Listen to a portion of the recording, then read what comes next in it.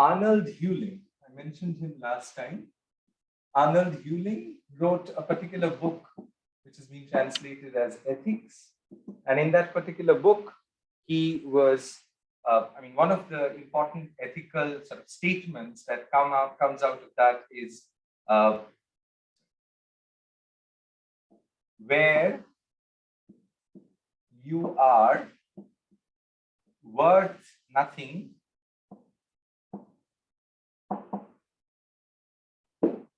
there you should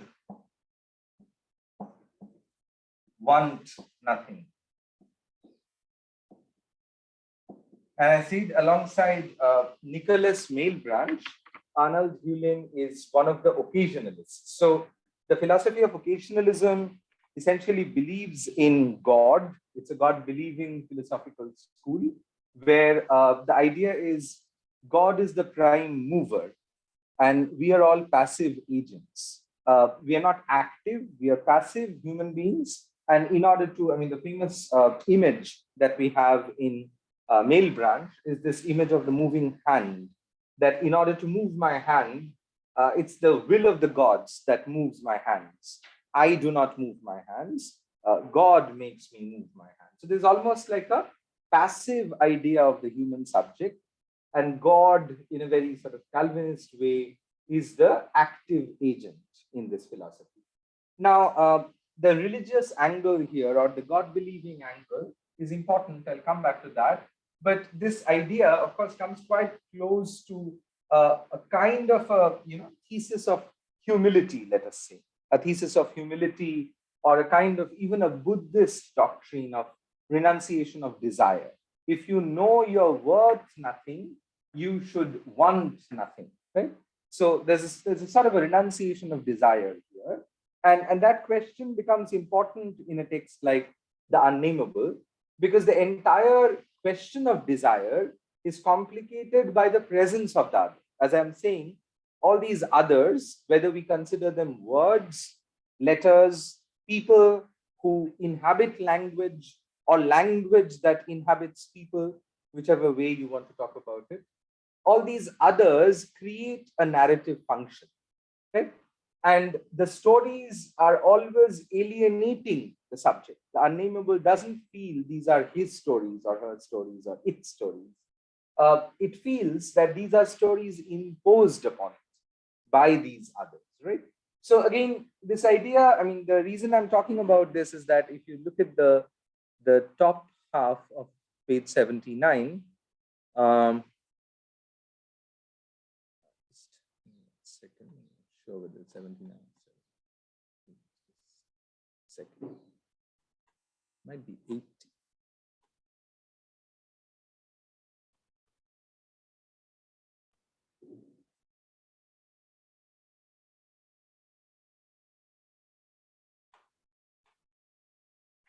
Yeah, so again, the word nescient, as I said, has a sort of a Hewlingian tone to it. And especially this particular sentence and this locution, towards him whom he would nourish, he the famished one, and who having nothing human, has nothing else, has nothing, is nothing. This is, very reminiscent of this particular idea. Someone who has nothing should also want nothing. Someone who has nothing is nothing. There's this idea of being, is, and having, has. So being and having are pitted against each other, as it were. Another thing, if you think about it, another thing this novel complicates is the difference between the unborn and the dead. Is there a difference? Usually when we think about, the unborn, is the unborn dead? No, technically speaking, not, right? Because let's say the baby in the mother's womb is yet to be born, but that baby is not dead. At least we hope that the baby is not dead who is in the mother's womb. That will be an awful thing. So the unborn and the dead are not the same. But in this novel, they sometimes become confused. They become confused in the sense that what is the unnamable? Is it an unborn fetus or is it like a dead voice? One of the things that happens in this part of the novel, the 20-odd pages we're going to read today, is a very sort of important foregrounding of the auditory function. The auditory function of the ear becomes much more important than the eye. The ear almost precedes the eye, which is a slightly weird thing if you think about it. Uh, the baby, of course, when the baby is born, it starts to hear as well as see from the same instant, as it were. Of course, speech comes a little bit later in a meaningful sense, at least language comes in a little bit later. Usually, if you think about audio visual, even though we use the expression audio visual in a hyphenated form, funnily enough, it's always visual, which has a certain kind of primacy over the audio. I mean, just a very simple example of that is, if you make podcasts and if you make videos, what are the chances that your videos will get less views from whatever the viewers than the podcasts? Most of the times the podcast could, these days things may not be that simple because there's a separate audience now for the podcasts. But anyway, usually it is found out if you give a lecture on YouTube, if you're condemned to give a lecture on YouTube, and if people are condemned to watch it, if it's audio only, the chances of people viewing that, and if it's audio visual, again, the chances of people viewing that, it's quite important, that difference. People tend to view a lot of content if there is some sort of a visual support, because it's difficult to listen without a visual. I mean, again, think about this. Many people complain that I can't concentrate on this lecture because I can't see the person talking. Sometimes if you're in a conference, you might be in a sort of ill-fated position from where you can't see the speaker, right? And sometimes you might feel, okay, I'm not able to concentrate because I can't see the person who's talking. This happens to some people, not everyone. So usually this whole idea of visual culture that always dominates what is audited, okay? So in a sense, what we have is a turning of the tide, as it were, the ear becoming more important than the eye, as it were. It's not that the eye is not there, but the ear becomes more important than the eye. And we have to say both these organs become important around the idea of surveillance. So there's a certain surveillance of the ear and a surveillance of the eye. The eye and the ear, they're both organs of surveillance. People are watching you, people are hearing you. As they say, "Diwaro ke bikan hote," something like that. And there is a diwar in this section as well, as we would see, not the Amitabh Bachchan kind of diwar.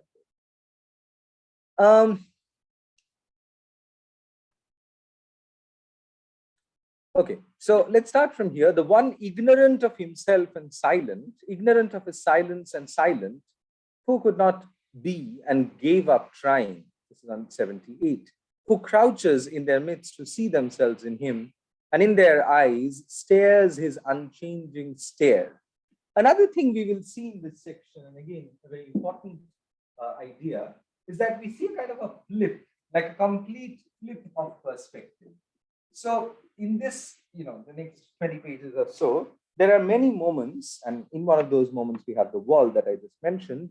The Unnamable tries to imagine the masters, his masters, let's say, for the sake of convenience. The Unnamable imagines their master or the masters, who are, constantly referenced by these pronouns, the plural pronoun they. As I said, they could be words. They could be words. They could refer to words in language, words that inhabit the other, language that inhabits the other, as well as the others, inhabiting language, inhabiting your language. There's a kind of idea of thought as torture, language itself as a mechanism of torture, as I was saying in this book. Of course, the flip that I'm talking about is the Unnamable trying to imagine what the torturers look like, what the masters look like. So far, of course, he was thinking about Worm and the two masters, Basil and Mahood, kind of torturing Worm in the middle. But we would see a whole procession here, a whole procession of people who are surveying the Unnamable, looking at the Unnamable. So we have the flip of perspective. The perspective shifts from the Unnamable to the masters and how they are keeping a watch on the Unnamable. So now we see how the watchers are keeping a watch on the surveyed subject, rather than the surveyed, rather than the watchers looking at the subject, we have the subject looking back at the watchers, right? So the tortured one looks back at the torturers rather than the torturers surveying the tortured. That's the flip or the flip of perspective, an inversion or a flip in that sense, an inversion that happens. We'll come to that point very soon. Who make me say that I can't be warm, towards the end of that page, the inexpungible. Who make me say that I am he, perhaps, as they are. Who make me say that since I can't be he, I must be he. So again, these are the contradictions we've been talking about throughout, right? Since I can't be he, I must be he. I can't, and yet I have to be something. That since I couldn't be Mahood, as I might have been, I must be warm, as I cannot be. But is it still they who say that when I have failed to be warm, I'll be Mahood automatically on the rebound? So as I have said, these are the three terms in a sort of a dialectic here. W is warm. Let's say that's the term in the middle. I mean, it should have been in the middle. And then there is Mahood here at the top. And the third figure would be Basil, right? So that's what it looks like. And there's always this oscillation that is happening in both directions. Sometimes warm is asked to become Mahood. Sometimes it is asked to become Basil, and it goes on. And in the process, it cannot be any of the three. It cannot be warm either. So again, I mean, to go back to that idea that I've been sort of drumming on and on about, this idea of a politics of subjectivation. The fact that the very formation of the subject is always a political process because it involves a dialectic with the other. Others are present there. There is no subject that is formed without that dialectical tension, that is there with the other. And why am I calling it politics? Because it's a question of power. It's very clear in the novel that this is a question of power. Of course, not all relations with the other are political. They could also be ethical. They could be amorous, but then in those relations, there's also a question of power sometimes. But anyway, this is clearly a question of power because we're talking about mastery and slavery and these dimensions. So let's say it's a politics of subjectivation, to go back to that point I've been talking about. But again, as I say, these are complicated rules and it's not clear. So is it that if he cannot become warm, he will automatically become Mahood? Is it a sort of automatic rebound effect? One doesn't know. As if, and a little silence, as if I were big enough now to take a hint and understand certain things, but they're wrong. I need explanations of everything. And even then I don't understand. That's how I'll sicken them in the end. So as I said, by my stupidity, he says, that's why I was saying stupidity is a great virtue. Stupidity is the resistance of the subject, in the face of this entire tyranny of the other that we can see in the novel. To lull me, to make me think I'm stupider than I am. And is it still they who say that when I surprise them all and I'm warm at last, then at last I'll be Mahood. Warm, proving to be Mahood the moment one is he. So again, in that case, is there at all a distinction between warm and Mahood? So if I'm warm and Mahood at the same time, perhaps warm is Mahood. So there's constantly this, again, let's call it there's a sort of a religious angle to this as well that I don't again want to go deep into, but there's constantly this hesitation between 1 and 3. Why 1 and 3? 1 is, of course, to imagine one unified subject who consists of all the three figures, Basil, Mahood, and Warm. So this is typically the problem of the Trinity, to think about it, right? In Christianity, I mean, this is of course, I always refer to Agamben's work when I talk about these ideas. Agamben has talked about this at length in that book called Power and the Glory, where Agamben goes at length to talk about how anarchic this idea is, the whole idea of the Trinity. Because the Trinity is 1 and 3 at the same time. It's almost always collapsing into triplicity and coming back into some sort of a unicity, oneness, but then that oneness divides again into 3. So it's a sort of and this is how he traces the word economy. Agamben does in that book, where he talks about economy, the word economy, and how it has this theological etymology. Economy is a word, oikonomos or oikonomy, the word that comes from theology, And this is the economy. It's a sort of an anarchic economy. He calls it an anarchic economy. An anarchic economy. And what's the anarchy? The anarchy is between 1 and 3. That an entity is both 1 and 3. And how do you explain that? And the 3 is, of course, God the Father, God the Son, Holy Ghost, the Holy Trinity. This also gives me the opportunity to make a quick comment, as we've been talking a little bit about the religious metaphors in this book. It's not a religious book, I would say, but at the same time, it uses religious metaphors, uses religious ideas very strongly.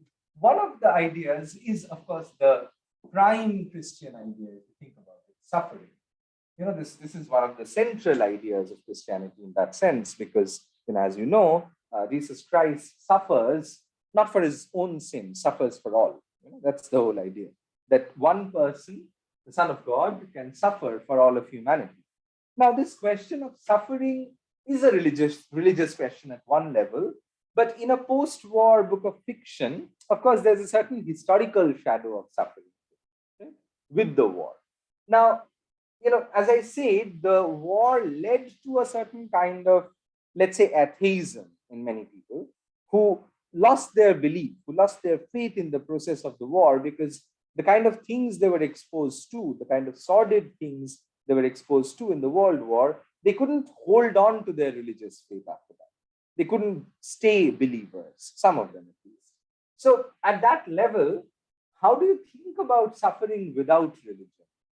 And if you think about it, that was one of the reasons why existentialism became such an important philosophy, where not everyone, but people like Sartre, for example, differentiated from that religious kind of existentialism, which you could see a little bit perhaps in someone like Kierkegaard. But then Kierkegaard is also quite heretical in certain ways. But Heidegger, again, not a religious philosopher, even though somewhat right-wing, somewhat fascist in his political thoughts at least. But anyway, existentialism in part, at least in people like Camus and Sartre, was an attempt to break out of religion and think existential suffering, which may not necessarily have something to do with religion. So it's not because of your religious sins that you suffer. Right? I mean, that's at least not the point in the two doctrines I just mentioned, the doctrines that were aired by Camus and Sartre. So whether or not Beckett is an existentialist or an absurdist, that's a complicated debate. He's not when it comes to a label, at least. But of course, some element of human existence or some inquiry into the human condition is there in a lot of writers. I mean, that way, possibly everyone could be called existentialist. But that's also the difference between existential and existentialist. Of course, you could say Dostoevsky is an existential writer. I mean, very few great writers are non-existential. But are they all existentialists? No. But the reason I'm talking about this is that if you look at these pages, the next few pages, I don't know whether I'll get the time to go through everything, but this becomes a major question. What question? Is the unnamable suffering? Is the unnamable suffering in a bodily sense? Is there pain in his body? Is it actually suffering?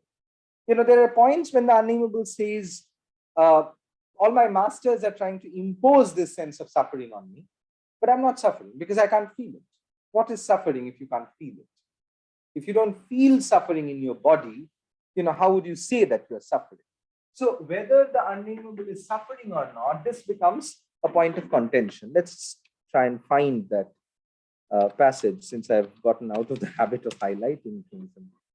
Let me see if I can find that. I think we will be able to find it pretty quickly. There should be multiple references to suffering.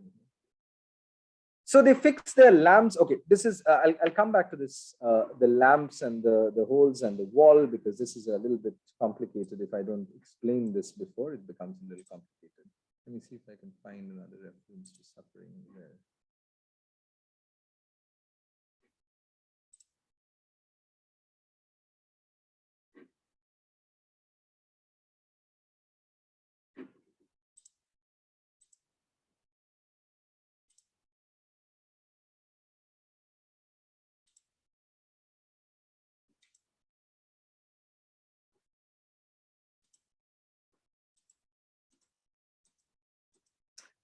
I guess we might have to come back to this. But anyway, I mean, there are these portions that talk about suffering. Come back. Uh,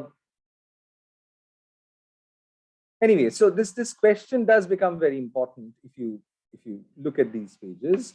Uh, there are references to Jesus here and there, but again, these are also mocking references. Most of them are mocking references, like this one, for example.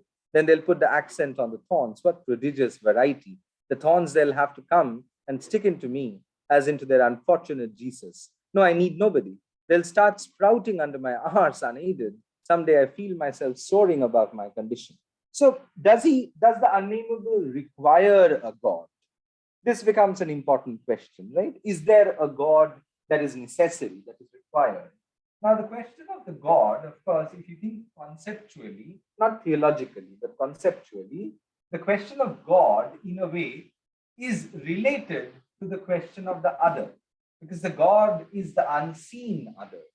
We see certain people, certainly, some others are there to be seen, like we see our parents, we see our family members, we see the social others, we see the institutional others, we see the political other in the state. So there are many others we see, but we don't necessarily see God the other. Let's say God the Father, God the other. We don't necessarily see God the other. Some of us may, at least I haven't, so I don't know. I mean, you may have. So let me not take the liberty of saying we don't. Very few people do, let's say. It's a miracle when you see God the other, as if God the other is not supposed to be seen. So this problem of the other is related to God. So what I'm trying to say is that any thinking that is ridden by the problem of the other has to somehow reach out to a concept of the God.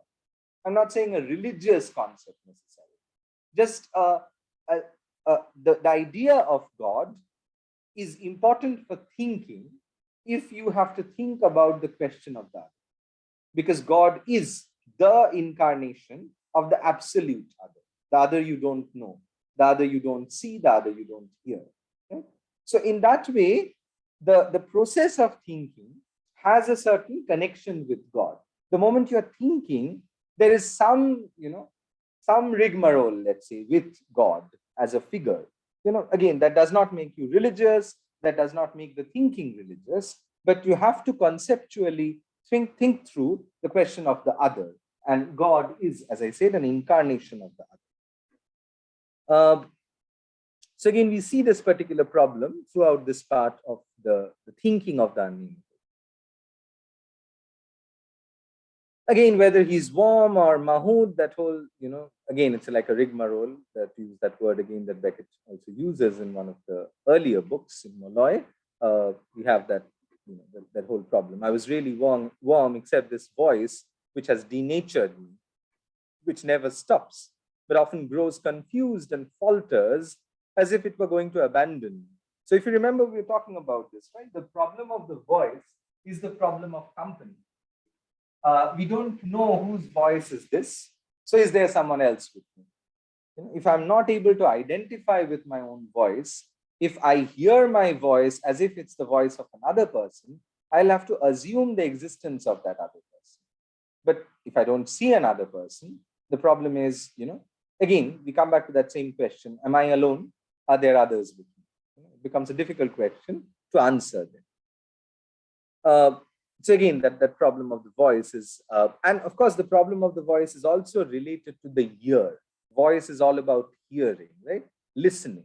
So again, that auditory function and how the auditory function becomes primary, as I said in this part of the book. I mean, we don't know whether the unnamable ever has a memory. It is said sometimes that when these others tell them stories, and put the unnamable in those stories, sometimes he's able to feel some of the details in the story, like he feels he's in a jar or he was in a jar. But these memories are not very clear. Again, there's this whole Platonic system of transmigration of souls, which I'm sure many of you would be familiar with. And one of the things Plato has in that system of transmigration of souls is how memory goes away. So, this is the famous Platonic epistemology where I think I mentioned this earlier, every memory is like an unforgetting, anamnesis and hypomnesis. These are the two words Plato uses. Hypomnesis is, remembering, and anamnesis is unforgetting or remembering. Hypomnesis is forgetting. So every act of memory is an act of unforgetting. And of course, when you cannot undo the forgetting, it remains forgotten. So in Plato's system of transmigration of souls, you don't retain the memory of your earlier life. It's something like a reincarnation theory, though it's different from the Hindu system a little bit in terms of its nitty-gritties. But there is a reincarnation angle here, but you don't remember. You don't remember. There's very little of past life regression in this transmigration. But again, let's keep Plato in mind, because I might have to come back to Plato a little bit when we talk about the wall and the holes and that section.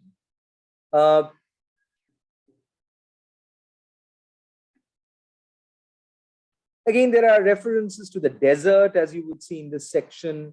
There are references to, again, this whole confusion. Where am I? Am I in an island? Am I in the ocean? Am I in a desert? Is it Gobi? Is it Sahara? Is it some other desert? There are many questions as to what the location of the unnamable is. And again, as you see, in fact, this section is also interesting because it has these references to the idea of reason or rationality as a kind of pus, that forms in a wound in the body, right? So again, there's this idea of the body and the rational body. The rational body is what the humanist education system wants to develop.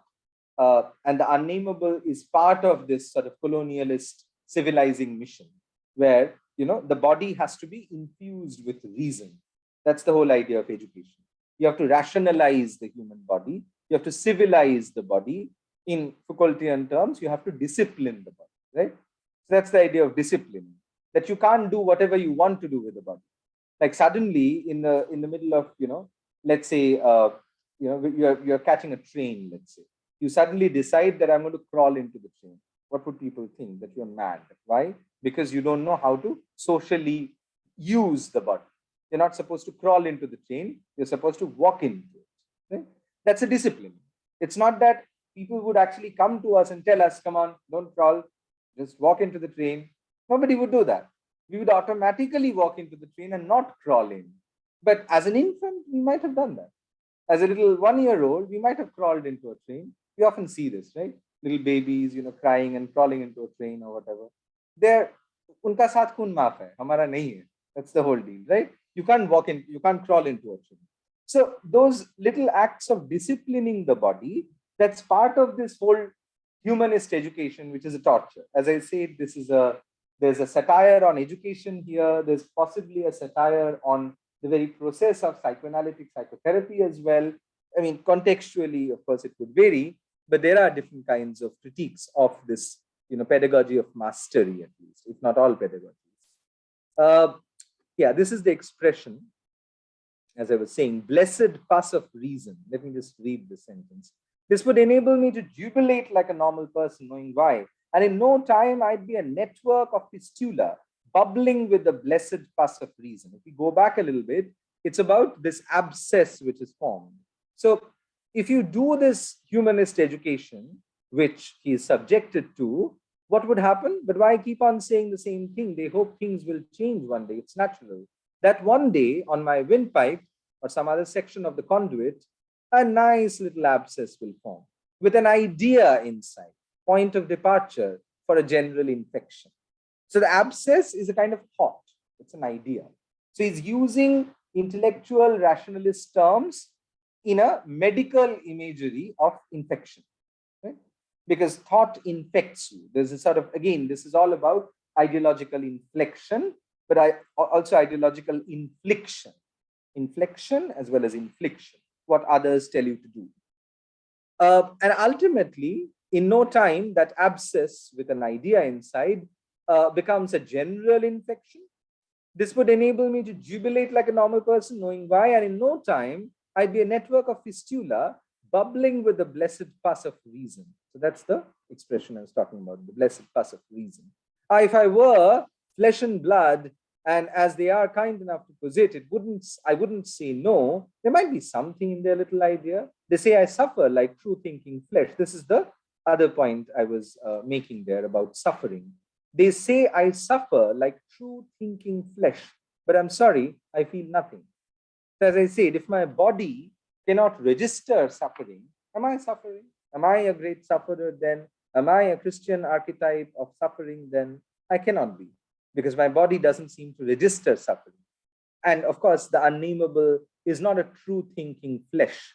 That's what the humanist education system wants to make him into, frame him into, but he's not exactly a true thinking flesh. Okay, let's just move on a little bit, and let us go to that particular part of the wall. And this is again, this is as I said, this sort of emphasis on the year. How long did I remain a pure year? Up to the moment when it could go on no longer, being too good to last compared to what was coming. So it goes on, all this, referencing of the sounds, the different sounds, not just the lights.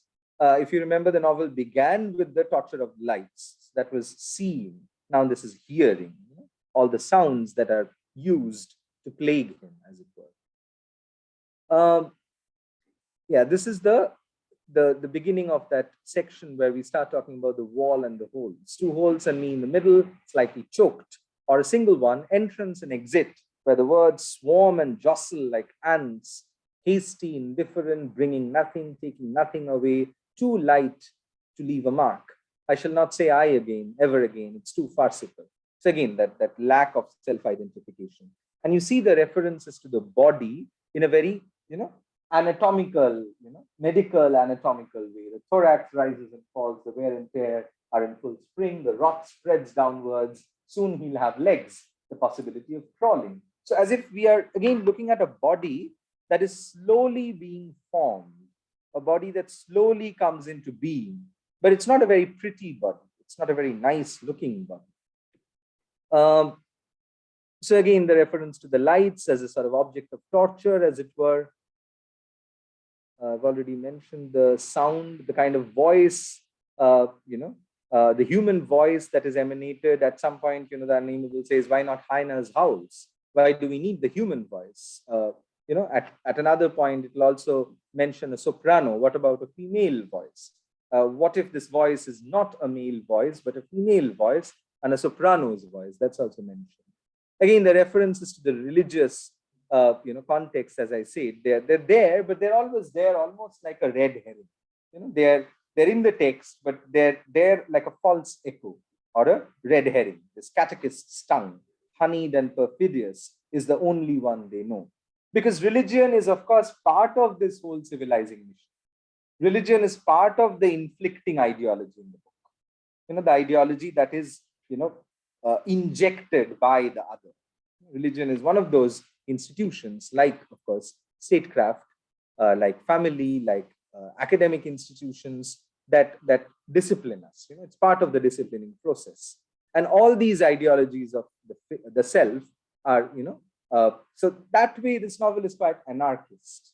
It critiques all these ideologies that are being injected into the self, as it were. Let's go to that point. Let me just expedite this. Right here. Then the voice will begin again, low at first, then louder, coming from the quarter they want him to retreat from, to make him think he's pursued and struggle on towards them. In this way, they'll bring him to the wall, and even to the precise point where they have made other holes through which to pass their arms and seize him. So these are the masters. Looking at the Unnamable, they've made holes in the wall, and they're one by one in a procession looking at the Unnamable. How physical this all is. And see the self-reflexivity of the narrative. As I was saying, we have read these pages just before this, where the narration becomes very physical, very corporeal. And this sentence marks that. And then unable to go any further because of the obstacle, and unable to go any further in any case, and not needing to go any further for the moment, Because of the great silence which has fallen, he will drop, assuming he had risen. But even a reptile can drop after a long flight. The expression may be used without impropriety. So this particular idea of the wall, and there are holes in that wall. So again, let's just skip a little bit and come back to this situation here. And it's a blessing for him. He cannot stir, even though he suffers because of it. But it would be to sign his life warrant, to stir from where he is, in search of a little calm and something of the silence of old. But perhaps one day he will stir, the day when the little effort of the early stages, infinitely weak, will have become, by dint of repetition, a great effort, strong in peace, letting go their hands, filling up the holes and departing towards more profitable occupations. In Indian file, this expression was used in America and UK in a very sort of colonialist way, and I think there's a reason why they uses this expression, because we are talking about the kind of colonial mastery. So the other expression without the ethnic reference would be single file. Single file simply means a procession where you are in a straight line, in an immaculate straight line, right? But this immaculate straight line, when you call it Indian instead of single, the reference is made in, especially in the American context, to the Red Indians, the indigenous community, and how in the forests they would often have these very narrow trails where they would have to walk in an immaculate straight line. It has to be an immaculate straight line because the trail itself is narrow. So that's the word Indian before the word file, which basically means a single line, a single file. Now, this expression, of course, over the years has been, termed racist, of course, for obvious reasons, and it's not used to that extent. But in this case, I would justify the use of this expression here because we are talking about something like a colonial control, a colonial discipline, right? And how people are made into these single files, as it were.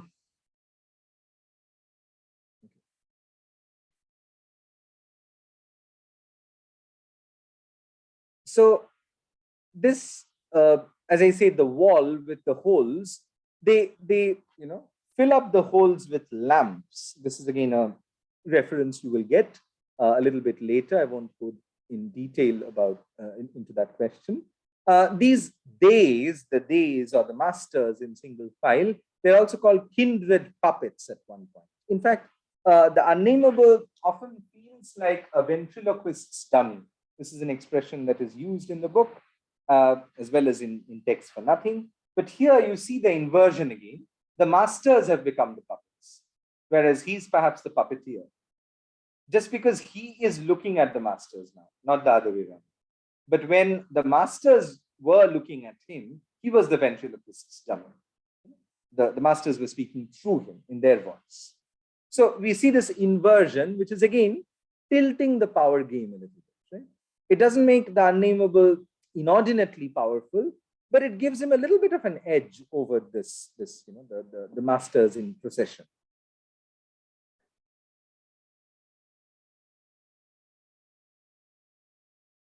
And again, I'll just skip a little bit here.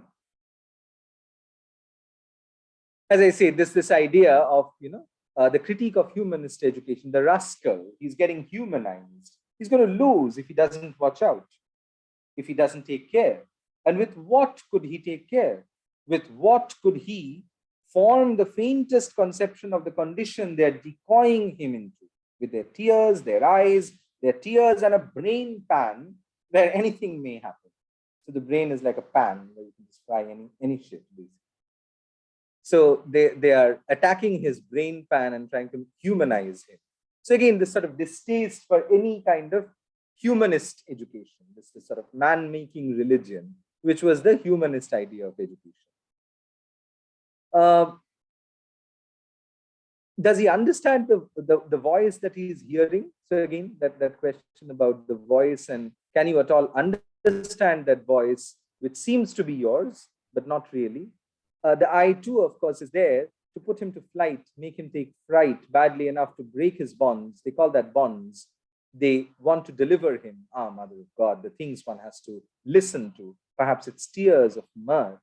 So again, the word bond in this case would also remind you of bondage. bondage, and again, that idea of mastery and slavery. Um, the subject doesn't matter, there is none. You almost had almost an identical sentence, if you remember, in Lucy Church. The subject doesn't matter. Lucy Church doesn't introduce new subjects. We had that sentence. Worm being in the singular, as it turned out, they are in the plural to avoid confusion. Confusion is better avoided, pending the great confounding. So, again, there's a lot of sexual humor here. I'll just come back to that a little bit. In fact, that's there from the very beginning when the Unnamable declares that he barely has a sexual organ between his legs, and it has been so out of use that he has forgotten that he ever had one.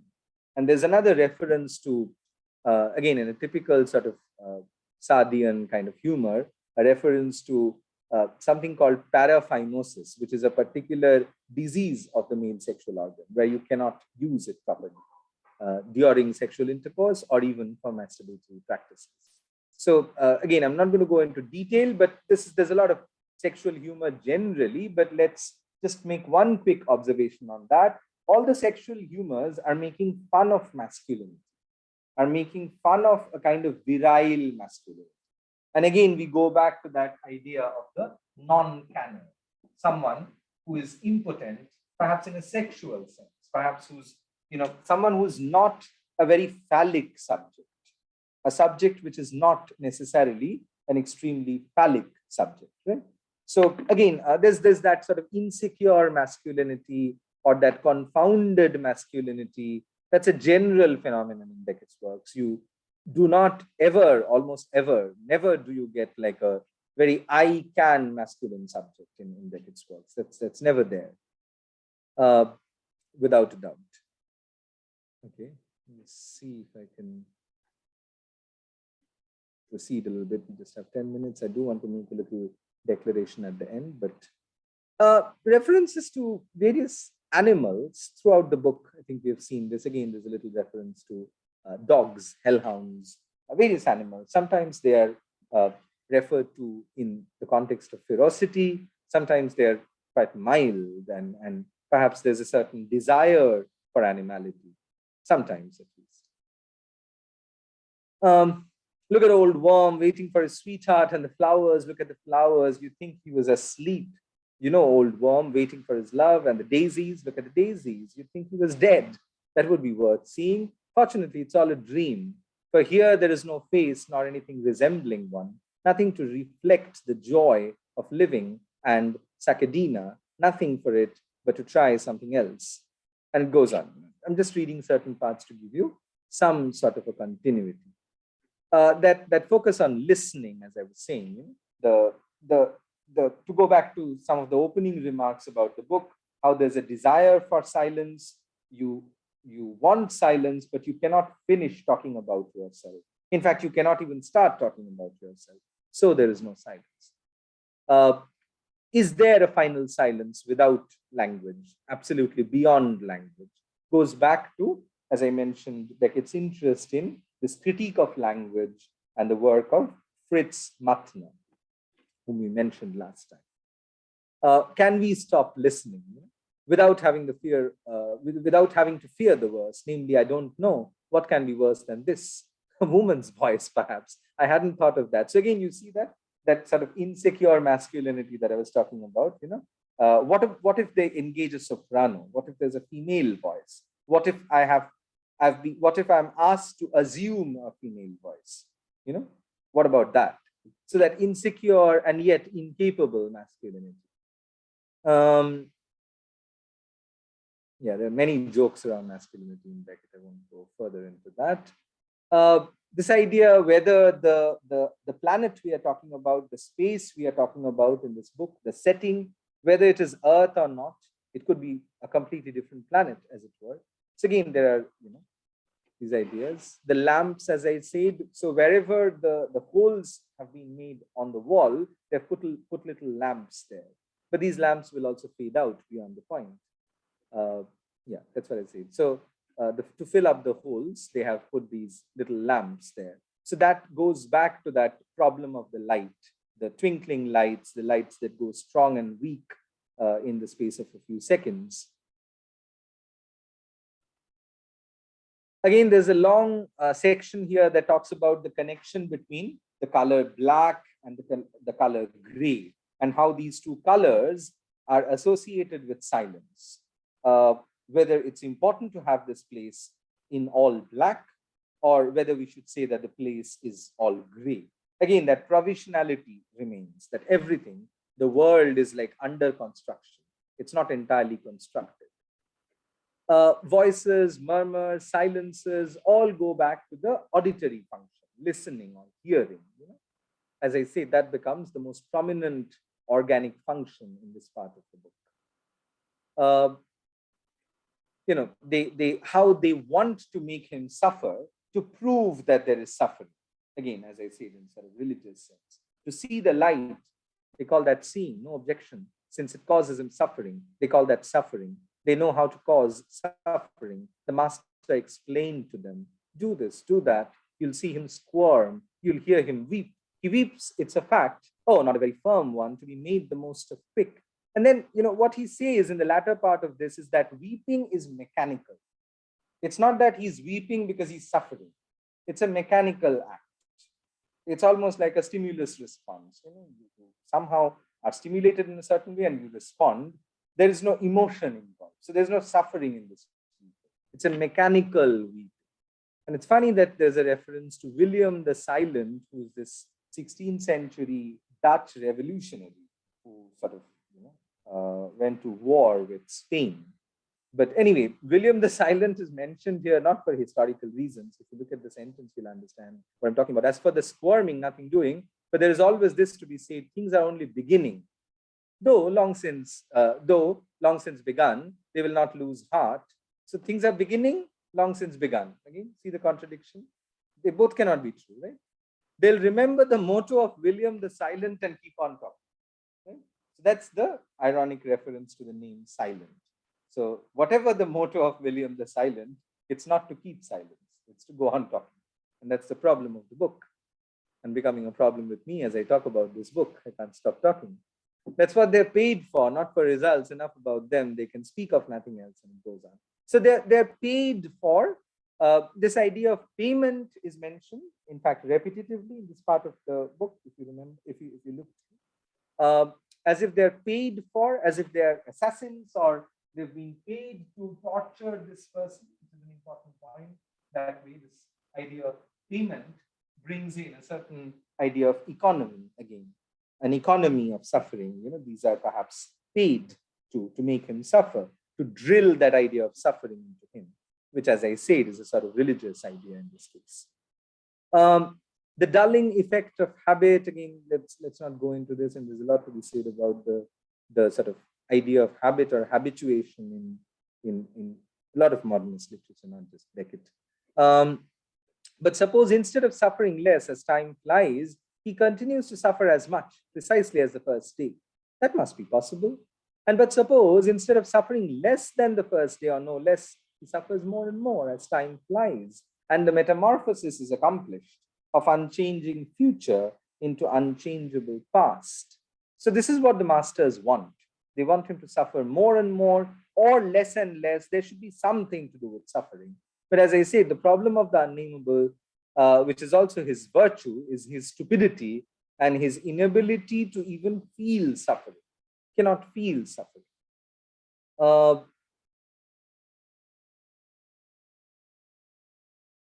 just move on a little bit. Almost done with the part that I wanted to cover. Let me just check if there's anything more that I wanted to mention. Sees dumb as a pig. Again, these references to the animals. Think pig is the famous injunction that in Waiting for Godot, Pozzo makes to Lucky. You have to think pig, and pig is, of course, the cuss word there. And then Lucky starts this tirade of a speech, which is actually somewhat related here because there are similar expressions in some of these monologues. Dungeon. So he seems like he's in a dungeon. Later on, he would be considering himself, or the Unnamable would consider himself as a beast in a cage, in a zoo, as it were. So, this idea, as I said, that this could be anybody. This could be someone in prison. This could be someone in the death camp, in the historical concentration camps of the war.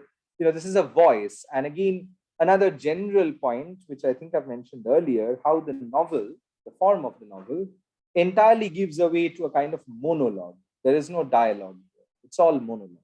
Usually in a novel, there'll be some characters who will be talking to each other. There'll be some direct speech. There's nothing of that. There's no citation, no direct speech, no voice of the other, though the entire novel is about the voice of the other. I mean, that's the no use of that realistic device of dialogue.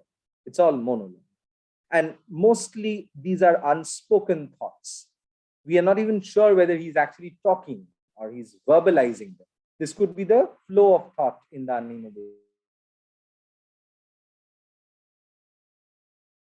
As I shared on Google Classroom, you can just have a look. The second is, I think, if I remember correctly, that's the plan at this point. I'll release the questions on the 19th, right? And 19th, I think, is Friday, isn't it? Possibly Friday. That's a holiday. It's Guru Nanak's birthday or something. So yeah, so I'm hoping to finish before that. So I'm hoping to finish day after tomorrow and the 2 classes we have this week. So if that is the case, we may not have a class next week, and I'll release the questions, and that gives you more time, 9 days or so to finish. And that also gives us some, buffer time, just in case there's someone having some emergency or whatever. But I would definitely urge you to submit by the deadline, because unlike the previous submissions, here I cannot really wait beyond the point. If you don't submit, I'll have to, not grade that, non-submission. Sounds a bit like straight out of Unnamable, not grading something that you did not submit. So of course, I can't grade something if you don't submit it. So any questions so far about the book or about the grading or about any of the practical things? I'll try and keep 10 minutes at the end of the last class on Thursday so that we can have a discussion if you have questions about the Unnamable. So I'll try and finish, if possible, day after tomorrow, or if not, at least finish off and keep around 10-20 minutes at the end of the Thursday's class. But yeah, if you have any quick question now, please go ahead. So there'll be one question from one novel, and you can answer whichever you want, right? So basically, you can answer one question from one of the 2 novels, right? You can leave the other one alone. Yeah. Any other question from Zoom? Since that's where most of you are today. Okay, fine.